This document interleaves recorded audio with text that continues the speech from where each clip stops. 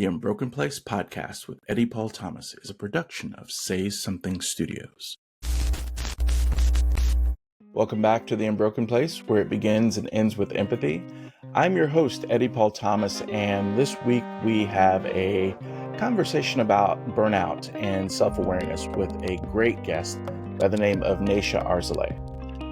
Neysha is a transformation advisor and coach, guiding business leaders to really overcome burnout, heal, and get out of their minds in a way that allows it to work for them instead of against them.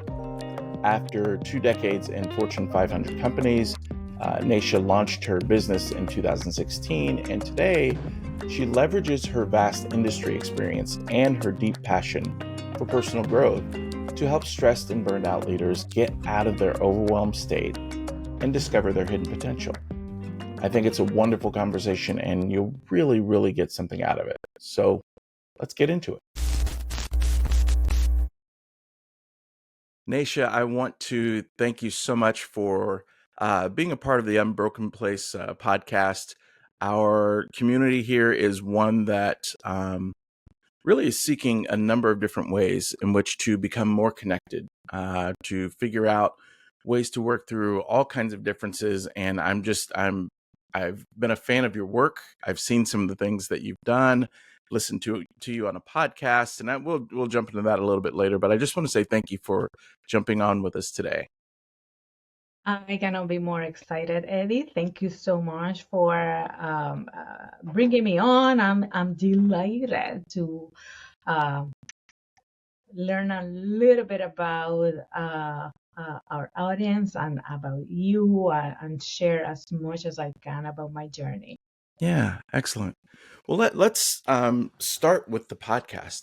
We both share a friendship with Dr. Stephanie Romero with Awaken Pittsburgh, and I heard your conversation with her on the Ripple Effect podcast. Those of you who are listening here, it's a great conversation to have, to listen to anyway on her show. Really just trying to unpack a lot of things with regard to mindfulness and wellness.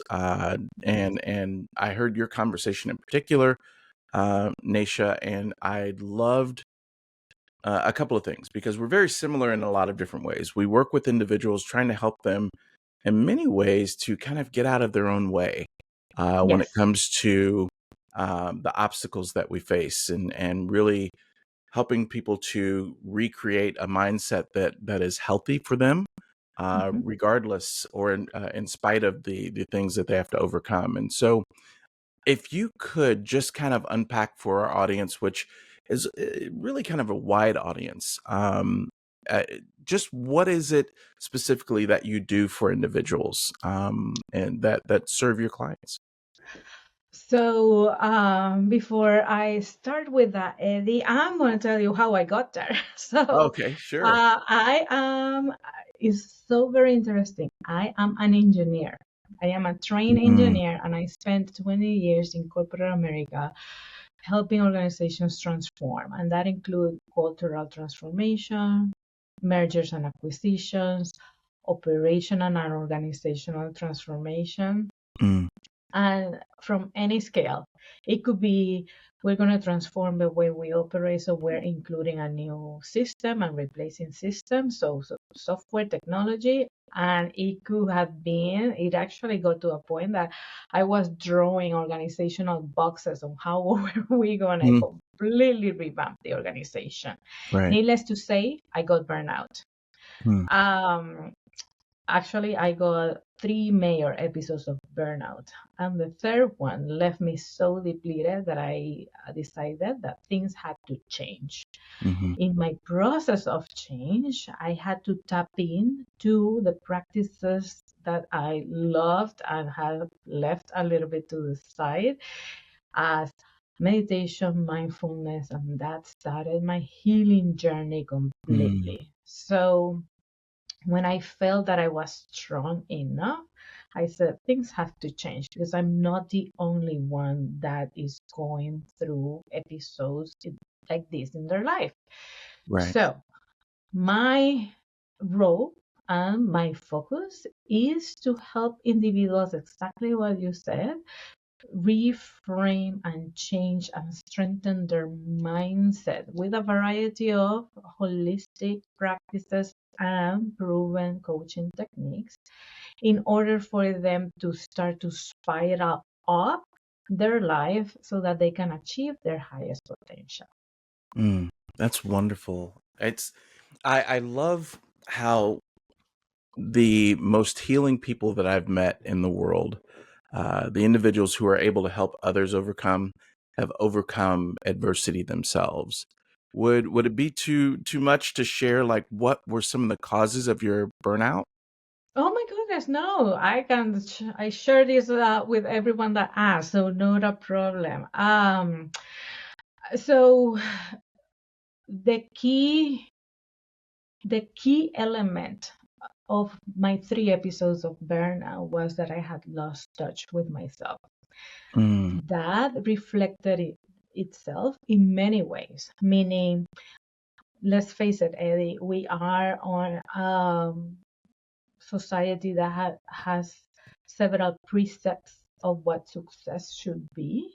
right, Um, right. and my particular getting lost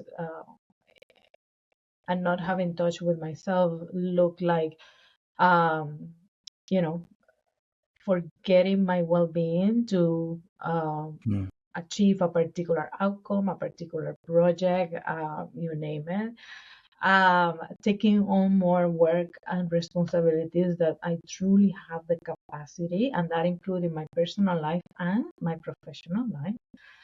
And the last element was always being on the go completely mm, and not learning to integrate my right. own inner wellness into those demanding days. And again, Mhm, corporate America, it is what it is, right? There are certain aspects of it that we cannot change, and no organization can give us what we need 100% because they are not there for us.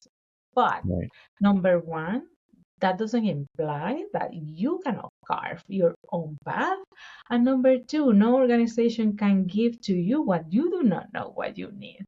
Yeah. So that's actually how it reflected. And again, it paid off. I had Mhm. the big title, the nice corner office, the business cards that didn't fit all of the name of the role that I was doing. So we had to incorporate a bunch of acronyms in there to try to fit the super fancy car, and I just couldn't bear with myself and Yeah, take yeah, myself further.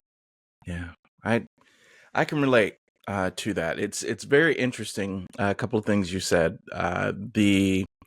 The acronym part was very. It was very relatable. I smirked, not at your pain. I promise. Uh, but Of course.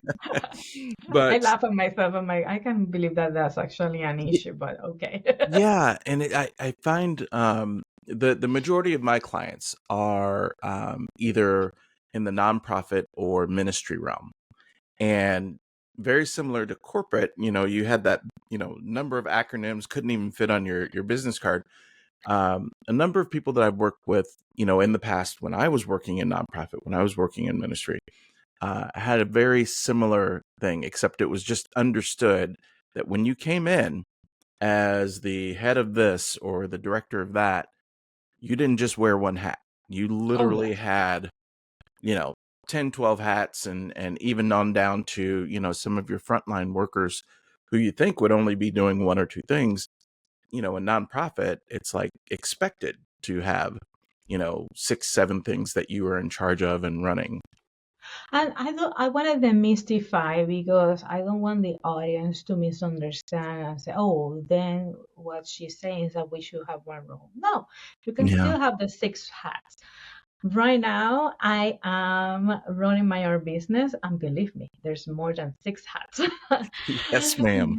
The idea is that you come back to that inner sense of Hmm. presence and purpose, right? Yeah. For example, you get asked to do XYZ. What what are you doing it for? Are Hmm. you truly doing it because it is something that is important to any of your 10 hats? Hmm. Is it important to your own? What are you doing for? And I have to tell you, Eddie, many, many times I could not answer that question on any of the initiatives that I was working. I don't know, something someone asked for is higher than me. I, I cannot say what am I doing for. Could I have taken the time, sit back, and align it to my inner guidance system and my purpose? Yeah. Absolutely. But I didn't Yeah. know how to do that or had the interest of doing that. So it Yeah. always became fulfilling the purpose and the desires and the expectations of someone else. And Hmm. when you have that tiny disconnect, regardless of the amount of work, you start depleting yourself because you start giving from an already empty cup. Yeah. Absolutely. And I think it's interesting. Um, when you're dealing with leadership, the C-suite or directors, that pressure seems to mount a little more than an entry level or even maybe a manager. But the feeling is still the same that you have to perform. And so, what are some of the differences that you've seen when working with your clients, no matter where they are on the spectrum? Kind of what are some of the differences between those who are part of the team versus those who are leading the team? Um, well, I will tell you what I see and I will tell you what it should be. Yeah. What I see is a leader that is so depleted Hmm. that all the direction that they give to their staff is very reactive. Okay, Hmm. this is the next fire, just get it done. And then at the same time, that same leader looking at their team, these people are not appreciative of the role that they have. Um, when I was in their place, I had to do 10 times whatever, right? Hmm. From the employees, it's like my leader doesn't even know where to stand. My leader doesn't appreciate my work. My leader doesn't realize everything that I had on my plate, etc. That's Hmm. what I see. Right. What it should be as a leader, I always told my teams, and my teams manage other people. And I always tell them you have to be, if you are more than 85% occupied in your leadership role with tasks, you are failing. Hmm. Because that 15%, literally a little bit less than a day, during the week, that 15% should be time for you to think strategically, for you to take care of yourself. And once you take care of yourself, for you to analyze how you are gonna take care of your team, their well-being, their cohesion, and their progression to move forward.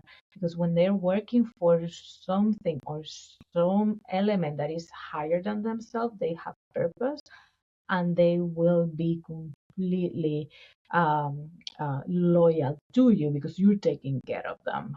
So Yeah. that's not what I see, and that's actually why I love doing what I do. What I do, but it is it is a disease. I don't want to call it disease. It is a Hmm. disease that I am on a mission to break because we can have ridiculously high performing organizations that are Yes. still capable of being centered and capable of being grounded in order to move forward and ensure that that movement forward is sustainable and doesn't crumble under the next pressure point. Yeah. Yeah. What do you find? Because it's our work, your work and mine, it sounds very, very similar. And I think that there's a very interesting dynamic between those who are working to be what I would call a conscious leader, Hmm. versus those who are really, really data driven and, we've got to hit our numbers, got to hit our numbers. Um, what are some of the healthy things that you see, those type of leaders who have, kind of bought into what you are trying to teach them, Neysha, and, versus those who are struggling? Um, in order to be a good leader, Eddie, you have to completely know yourself. And people say, what Mhm. does that even mean, right? Yep. Yeah. And that's fair. I was a numbers person. I am still a numbers person who is conscious. Right. Right. um, so knowing yourself requires you to really understand what are your triggers, why are your triggers coming at a certain type of events, and what Hmm. are your strengths and your weaknesses. So what I see from conscious leaders, to answer your questions, are people that are so certain in who they are and what are they capable of doing and motivating others to do, Hmm. that they have an unwavering position when they make a decision. It's not a decision on a flash. It's a center decision. Now, does it mean being comfortable? Absolutely not. Sometimes it requires for actually I have a particular client, it's like I'm pushing my team to do X. No one have ever done before. But even if we do XA, like 10% less, it would be an awesome achievement. Mm. I do know that is a stretch goal, but it's achievable. So it's Yeah. these leaders that have taken the time to truly understand not only their own strength and their own weaknesses, have supplemented their weaknesses with people in the team that have those particular elements as strength. And then they're Mhm. very conscious of who their team is and what are the capabilities in order to build almost like an engine machine moving forward. Yeah. These leaders also that I have seen are not afraid to stand up for their team in front of everyone else, regardless of who is a C-suite executive, is a stakeholder, is an investor. They stand up in front of everyone for their team, even Yeah. though it may require a little bit of adjustment in private with that person. They are not afraid because, again, they have taken the time to understand the insides and outsides of each and every person of their team, Yeah. and most importantly, of themselves. Yeah. Yeah. I again relate. We're right there. The feeling and experience is mutual.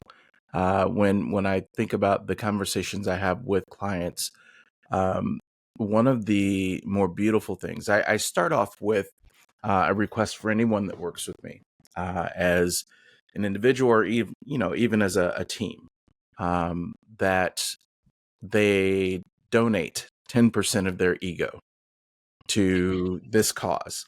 And they I all love it. it gets the same, same response, like, what does that mean? Like, kind of a laugh. And I said, well, think about it. Every single person who's sitting at this table has worked their butt off to get to this table. The time you spent in high school, the college degrees, you came in as an intern, and then you're on the front lines, then you became a manager, and now you're a director or on the C-suite. Whatever it is that you've done, you've had to work quite a bit to attain, the paycheck that you have, the title that you have on the business card, on the name tag, whatever it is. You've worked really hard and deserve to pat yourself on the back. Now, what I'm asking is that you take 10% of that, donate it to the group, and see what you can do to take a step back, recognize, like you said, your strengths, your weaknesses, what is it that you have to offer. But also, by taking that step back, you have the opportunity to see what your team does have in terms of strengths. You Yeah. can be a little more detailed in the way in which you go through the hiring process. You're Yes. not just kind of filling a seat. It's let me get to know this person, because they're not just coming in to, be a cog in the wheel. They're coming into a culture in your office. I love that assessment, Eddie. I truly do, and I'm glad that you start your discussions with your clients in that way. Hmm. And again, as an external resource these days, I know that is not easy because of exactly what you said. Yeah. You have Yeah. worked so hard Mm. to get there that it is scary not to have it. Right. And it is scary to lose it. And I get it. However, if we operate on that sense of fear and being very reactive to the triggers that um, the work environment brings, we're never going to be effective. Um, and again, we may expedite the process of not having it anymore or even losing it. So Yeah. Yeah. it's an important balance that we need to have. The Unbroken Place podcast will be back in just a moment. What if the clarity you've been searching for isn't out there, but already within you? I'm Eddy Thomas, life and leadership coach. I work with purpose-driven people who are ready to lead boldly, live intentionally, and grow from the inside out. Whether you're at a crossroads or leveling up, coaching can help you move with confidence, wisdom, and impact. This is your time. Visit eddypaulthomas.com to get started. Imagine a place where the untold stories of Black missionaries are amplified, honored, and celebrated. A place that bridges the legacy of the people of the way with the powerful missions work of today's African diaspora. Welcome to the Black Missions Museum, a digital project dedicated to preserving the voices, culture, and legacy of Black missionaries across the globe. But we need your help to bring this vision to life. Your support makes a difference. Join us in this mission by donating today. Just click the link in the show notes to give and be a part of history. Together, we can inspire future generations and keep the legacy alive.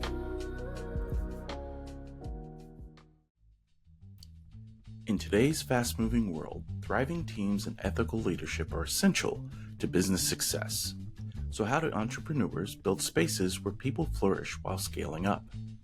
At Elevate One Consulting, Dr. Erica Garcia Thomas and Eddy Thomas are helping organizations grow with purpose. Blending evidence-based strategies, interactive training, and dynamic speaking, they equip leaders to boost engagement, transform culture, and drive results. From executive advising to brand revitalization, Elevate One delivers solutions that help your business do more than survive. It thrives. Visit elevateoneconsulting.com to get started. Elevate One Consulting. Innovate, grow, elevate.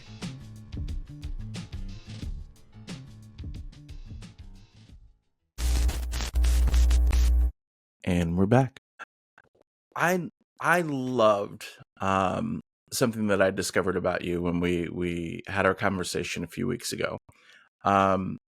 There, and just in terms of knowing yourself and kind of learning those strengths and weaknesses, you did some work with I believe her name is Dr. Christina Gonzalez. Oh, yes, yes. Yeah, and really trying to figure out and recognize personal biases, and Yeah. if you could just kind of unpack for people what that work is and what kind of impact it's having. Uh, the whole podcast could be about the impact. So, Yes. Dr. Cristina Gonzalez and I had known each other for well over 20 years. So we have seen our careers evolve even before she started her residency to become a doctor. So we have a good camaraderie and a great friendship. So once she started um, in her official role of being a doctor, she started to notice in the healthcare system a lot of inequalities. Hmm. Uh, so about 16, 17 years ago, she started to do research on implicit bias, and her research just took off like crazy. She has won grant after grant. Oh, She has great. won a position as a Macy Scholar, which is a very renowned uh, organization. She has published countless articles, and as of now, she have actually had just been invited to published in the top medical um, outlet, which is the New England Journal. So her Nice. career has definitely took off. What she was having a little bit of problem is like I give these trainings and then there's great individual change, but nothing happened in the hospital system. Mm, So can we partner with your transformation work and basically ensure that as part of these seminars, workshops, trainings that I'm giving, there's an mhm. aspect to embed in the organization these practices so that these changes are sustainable and supported in the organization. So several years ago, we decided, okay, let's change the landscape. So what we do is basically help people understand that all of us have implicit biases, Yeah. and then we move beyond awareness because her lab has developed skills that all of us can do to manage those implicit biases. And Yeah. then once that interpersonal skill set is built, we then work with the leaders of the organization and the same trainees as well in order to incorporate programs, practices, and overall initiatives that allow them to sustain that change moving forward. The impact has been way beyond what we have ever imagined what before Mm, we started, because while her work focuses a lot on minorities and um, um, race especially, is very interesting that people start to extrapolate in their daily lives, and they now have skills to navigate conflicted and complex situations and come out with having maintained the relationship, whether that is doctor and patient, boss versus subordinate, peers, you name it. So mhm. we are incredibly happy with these um, the impact that the work is causing, and uh, is a lot of work that still needs to be done, but we are Mhm. planting seeds so that it sprouts and produce an equitable healthcare system. Yeah, that's wonderful. See, it's so interesting the different dynamics that we experience in society. Yes. Something like what you're doing, um, can really have a systemic impact on the way things are done. Well, Um, Anedi, I'm sorry to interrupt you, no, but sure. that you mentioned this word, systemic, and that is the main issue, right? All Hmm. of the systems, policies, laws, rules, regulation were created so long ago Yes. that we have all become systematized, and okay, it is the way it is, but no one has taken the time to truly challenge, Hmm. should it be that way and why?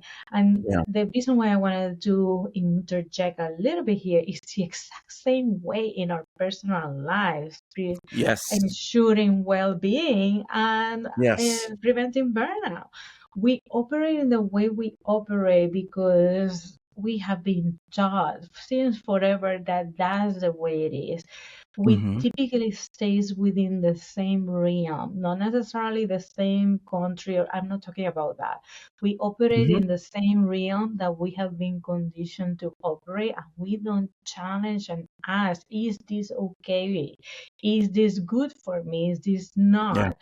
And that actually is was we start to operate in robotic mode at work, when we go to our medical systems, Yes. personally in our life, and we forget that we have an inner fire between inside of us that is Hmm. dying to come out and shine Yeah. that light.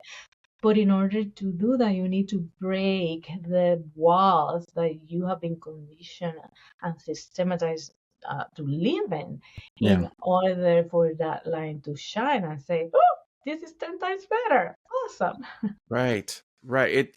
In many ways, Nisha, it really does uh, put a dimmer on critical thinking, Yes.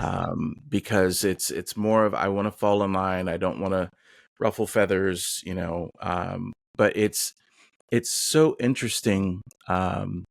There's an organization that I do fractional leadership for, Okay. and the people that I see and direct and try and lead in the organization all come to me from various backgrounds. Some came from really great cultures that they worked in, and now they're with this organization, and some came from some very traumatic backgrounds, that they had a really bad taste in their mouth when they left the organization. But they come to me, and it's a very interesting experience to watch someone have all the talent in the world, have all the just ideas and creativity in the world, but they don't want to step on my toes. Yeah. And I'm like, guys, number one, I hired you because you can do something that I can't. You are an expert at what you do. So when you come to me with ideas, it's not, Eddie, could you maybe possibly try and look at this idea? No, just put it on the table. Let's talk about it. And I literally, one of the funniest things I said, and it just caused a ripple effect around the room. I said, guys, the type of work that we're doing, my answer is always yes, but I need you to tell me why it's a yes. And every single creative idea that comes up, sometimes I say yes. And after they walk through it and they look at the data, and then we do some systems thinking, how does this part, impact the other? Oh, well, maybe it's not a good idea. Okay, great. We've figured that out. But it takes that conversation, it takes that freedom, it takes Eddie dropping 10% of his well-earned ego to let everybody else experience some success and learning as an organization. So I listen to what you say, and it's so inspiring that people can kind of take what you're saying, realize that it's not personal. Now, you are a person, and these things can be internalized, but Yeah. when you're looking at challenging a system, asking a simple question like, well, why is we've always done it this way a good enough answer? Completely. And the image that comes to me is that elephant, right? You Hmm. tie the elephant with a rope when it's little, and when they grow up, the same rope they may break it in 5 seconds, but they have been conditioned to Oh, yeah, be tied yeah. to a rope, so Yes. you're not, Yes. you're there and tied up. And that's actually when I said at the beginning, you have to understand yourself completely and your Yeah. traumas. We are very prone to react, and it could be big traumas, right? You Mhm. mentioned trauma, people coming from traumatic Yes. organizations. It could be big traumas, meaning something detrimental happened in your life, and it could be little trauma, It could be, you know what, Right. something pretty major happened on my previous job, and that Hmm. created an imprint in my own subconscious, and that became my mini trauma, and that holds me back. But in Hmm. order to be effective and achieve the highest version of yourself, you need to understand yourself completely at your triggers and those trauma and what is causing these particular emotions, so that Yeah. then you can ask, wait a second, I shouldn't be acting that way. It's not Right. that big of an impact in my life if I do XYZ. Yeah. In order to do that, you need to create space to truly understand yourself. And what Yeah. we have gotten used to, Eddie, is two things. Number one, being Hmm. always in reactive mode and always reacting and always, okay, there's another thing and now I react. And there's another thing and now I react. So we are always in reactive mode. And number two, aside from being in reactive mode, we are completely just immersed on the shoots of what I should be doing Oh, and what I should be yes. what should be expected.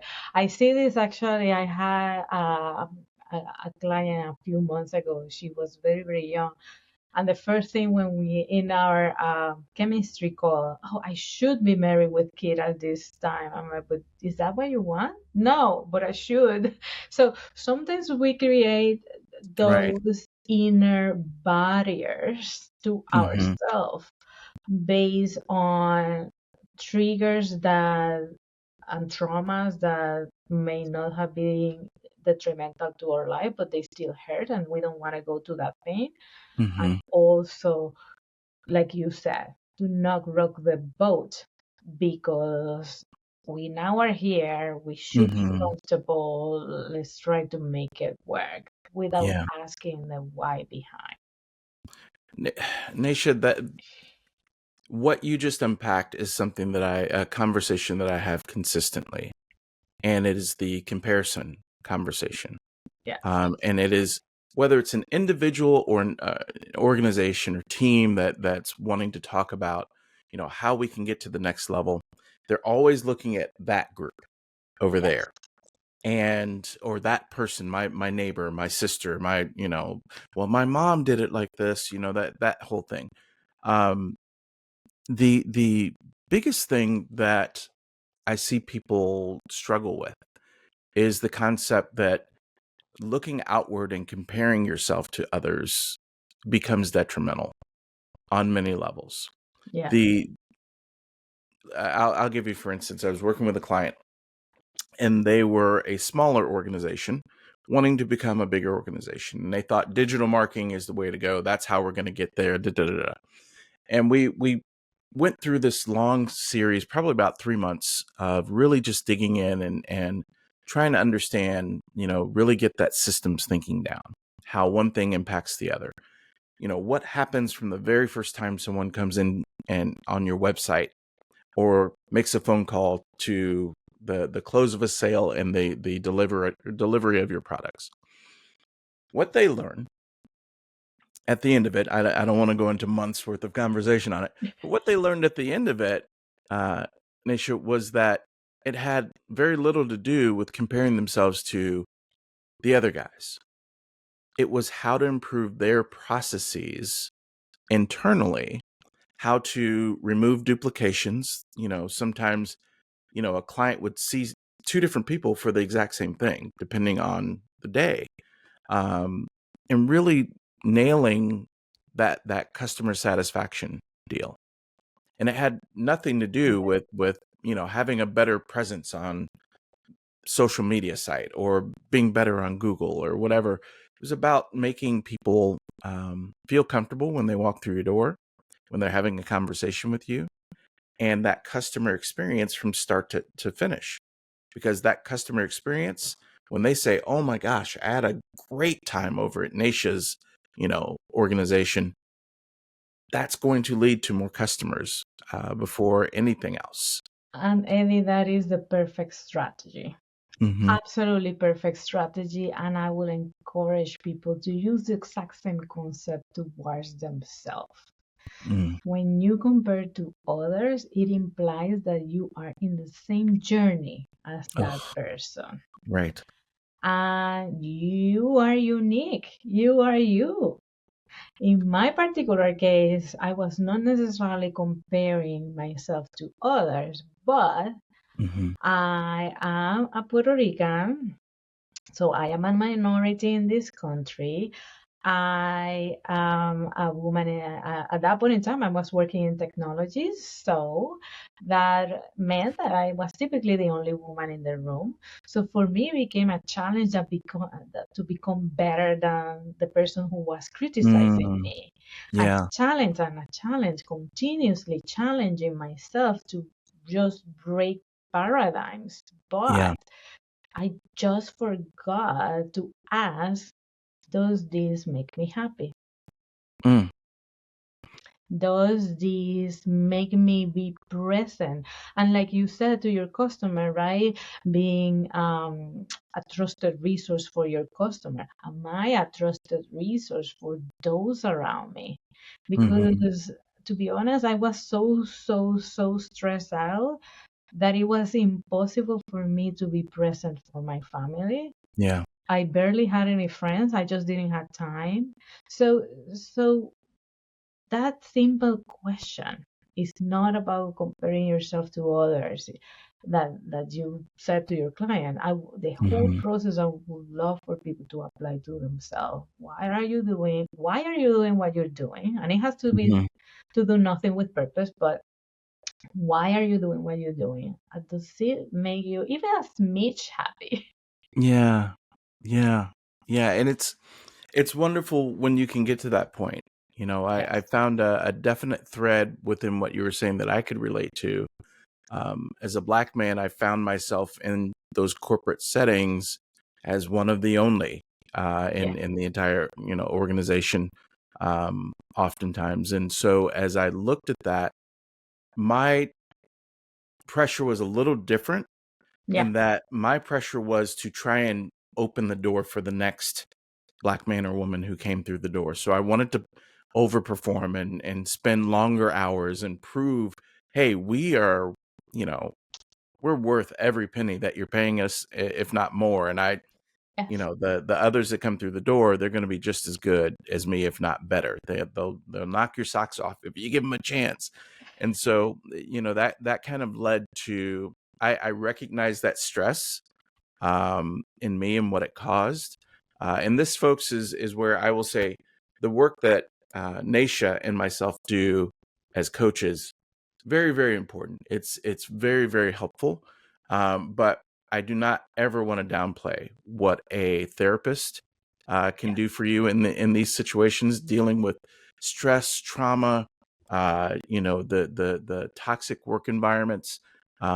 It's critical as well to seek that type of help as well. But for me, through therapy, I was able to kind of figure out, you know, that's a lot of stress to try and put the weight of all Black people on my shoulders and Yeah. hold that door open, and be a superhuman when I wasn't.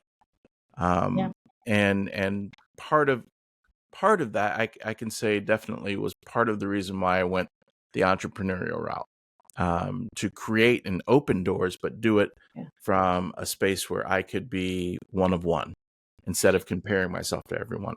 It's so interesting what you mentioned of holding the door open for those that go in behind you. We do, and again, I have to go back to the conditioning, right? We Hmm. do so many things because what we see out there is not quite right. Yeah, And we not only have to make it better, we actually have to smash it. That's the feeling that we have over our shoulders, right? yeah, But yeah. if we dedicate 5% of your day Mm. Truly go within and understand the things that truly make your fire lit up. And it's not about a particular purpose, etc. Because there are things that are very complicated, and I'm totally light up. Oh my God, I really want to tackle that, right? Hmm. It's about Yeah. those things that flame your fire. When you take time to explore those, you start showing Hmm. up to life in a different light, and inadvertently you're opening doors because people are seeing you in another type of energy and overall mind frame. So if we focus a little bit more on the things that spark our energy, Hmm. I would dare to say that we will be providing even more impact because we are showing up to the world in a different light. Yeah. Yeah. Which is, it takes a recognition that, I can imagine myself being a person who is hearing this conversation between you and I for the first time, anything like it. And there is a lot of fear that might come up for someone. Yes. Um, the idea of being vulnerable, the idea of letting the guard down and letting someone know that you don't have it all together. Mhm. I think of some conversations I had last season about trauma in the C-suite, where people expect, because you've got CEO or COO or whatever on your title, you've got it all figured out. There's Yeah. no stress there. You're just telling others what to do, when it's not the case. But I think that a phrase that I carry with me from way back in my college basketball days, that bravery doesn't come because you're born with bravery. It comes from facing that fear, Oh, yes. whatever it is. And there's an Absolutely. opportunity there. And that title, C whatever, CEO, COO, CFO, you name it, whatever that Hmm. is, I want you to recognize something. If you're showing as a persona because you have that title, what's going to happen when that title falls off? Because either you retire, Mm, because either you I don't know, switch jobs, whatever that is. yeah. So would that mean that you're nothing and you do not exist because that title is not there? Hmm. So, and the other thing is, leaders struggle, and I still struggle to show too much of my vulnerable side because that's a sign of weakness. Mm, But everyone has some sort of weakness within themselves yeah. from which others can create a relational aspect and build more cohesion in your organization. If Yeah. you are seen as this agnostic of the person that is unattainable, it is impossible for you to create trust in your organization and help people move forward. Now, Right. when they see aspects of yourself that you're not afraid of sharing because they are not the best, people will see you as more human, and then you create a human connection that will Right. build stronger cultures. Yeah. Absolutely. And for those who don't know, when you have that, that conscious leader, the individual that is not afraid to show up as their whole selves as a leader, it gives permission to everyone else Yes. to be a little bit more themselves, to be a little more expressive, to have more confidence in the conversations that they're having, the ideas that they've had in their head for months about how to improve things. Oh my God, Um, Eddie, yes, yeah, especially that. You give the door open for ideas to flow and creativity to be the yeah, essence, which usually is what drives innovation and yes, what sets you up as a strategic player in the marketplace. My yeah, goodness, now I'm going to quote you. The Uh, ripple effect is completely unlimited. yeah, So I absolutely. absolutely. Well, Neysha, I would love to stay on for another 5 hours. I think we could absolutely just run through a book and a half worth of content, but I do want to give people an opportunity to connect with you, to follow your work. I know you have some publications. In fact, before we get off of here, I do want you to explain to people what you're working on in terms of your PhD, what that's in, and Yes, um, you know, again, for my audience, we've had everybody on here, yes, from every walk of life, and I really found what you're studying to be very interesting. So, yeah, if you could give us a little bit about what your PhD will be in, yeah. and then just different ways to follow you, and folks will make sure to have all of her contact information in the show notes so you can follow up. Thank you so much, Eddie. So, my PhD is actually my 50th birthday present to myself. Mm, I have been wanting to do a PhD for years, and it was never the right time. I mhm, always had, something, a reason not to pursue it. So, I decided I'm going to go ahead and go for it. It is on metaphysical counseling, which includes aspects of spirituality. And mhm, spirituality is not about religion, it's about moving forward in life with something higher than mhm, the expectations and the norms of others, and taking that higher aspect of life and incorporating it, knowing yeah, that you have an element of that higher self within you that can help you achieve a higher um, potential and the true version of yourself. So using metaphysical counseling, I'm very, very excited. I'm targeting on finishing next year. So I'm very, wow, very happy about that. Um, and in terms of getting in touch with me, I think the best place to start is my website, neyshaarcelay.com.